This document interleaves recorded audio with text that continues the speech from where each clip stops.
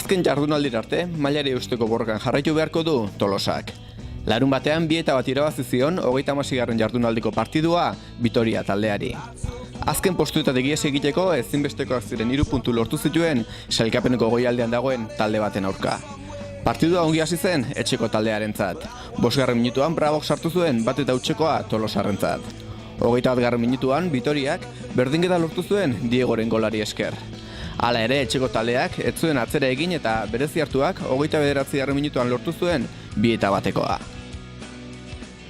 Tolosa sailkapenean 16. postuan dago orain, 39 puntu dauzka. Atzede dituen aurrera de Ondarroak eta jetxera postuetan dagoen Santutxok baino 2 gehiago.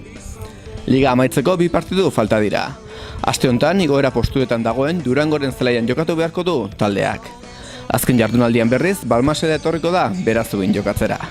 Larun batean emateko pausoa, handia izan arren, azken jardunaldira arte borrokan jarraitu beharko du taldeak. 2. B mailatik 3. mailara jetxi daitezkeen taldeek, 3. mailako talde gehiago jaistea eragin bai dezake. Jokalariak pozik zeuden larun batean egindako lanarekin.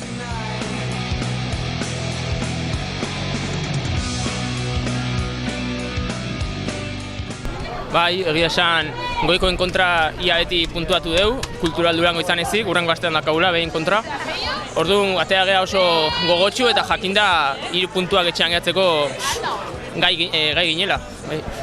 Bai, azkenean lehenengo minututan aurretik jarri geha eta horrek beti lasaitasuna ematen du, baina lehenengo zatian konfiantza falta izan zaigu. Atzegi sartu geha, utzi diegu errexegi jokatzen, baina lortu dugu emaitza hona ateratzea, irabazten jutea deskantxera. Eta bigarren zatia ja beste goza bat izan da. Ja ekipoa sendoago, ez diegu utzian beste iristen, eta ondo iritsi geha partidu bukaerara, beste sufritu gabe, eta guztua. Bai, dinamika oso txarretik gentozen, baina azken hilabetean garaipen garrantzitsua lortu ditugu, azken aurreko astekoa golpe gogorra izan zen Ondarrun, baina gaur buelta eman da ziur gaude alik eta goren gehatuko gehala, eta gero itxin beharko da igual, segunda betik arrastreak eta tertzeratik abertzein igotzen den, eta orduan horren zain hon beharko geha. Ezin da esplikatu askotan zergatik ematen duen beherakada hori taldeak.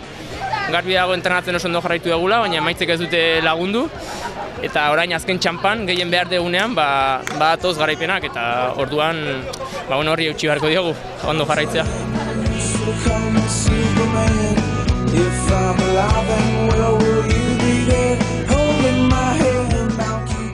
Gustoa, oso pozik, oso gustoa, 3 puntu oso borrokatuak, da partido zaila izan da, baina bagenek egun, partido zaila izango zala, eta gustoa, oso pozik, da ospatzea.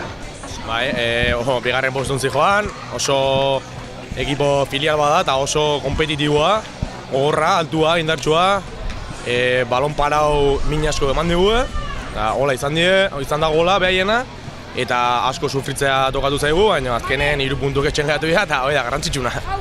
Maia mantentzeko behar genitun, eta guain ondo gaude, beste resultatu gitxoiten, abertze gertatu dan, baina maia eutxu bai eta 3 puntu oso garrantzitsu dira.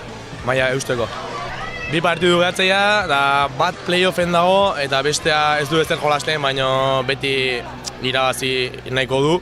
Eta 2 partidu gehatzea eta nik uste azkeneko jardunaldian dezidituko dena, hemen Berazugin. Eta nola ikusten dut, arrastrengatik zaila dago, baina arrastrengatik bakarrik. Guain salbaziotiken kanpo gaude, baina segun ze gauza gertatzean, segunda ben jeisteko edo playoffen irutzeko terzeran, jeisteko posibilidadekiko dugu edo ez, baina guain salbatuta gaude, gero arrastrekin ez dakigu, baina hala ere gukin baitegu gehatzeian 2 partiok irabazi, objektiboa izango aste honetakoa, urrengo asteko partidu irabaztea, eta hortako gogor entrenatu dugu.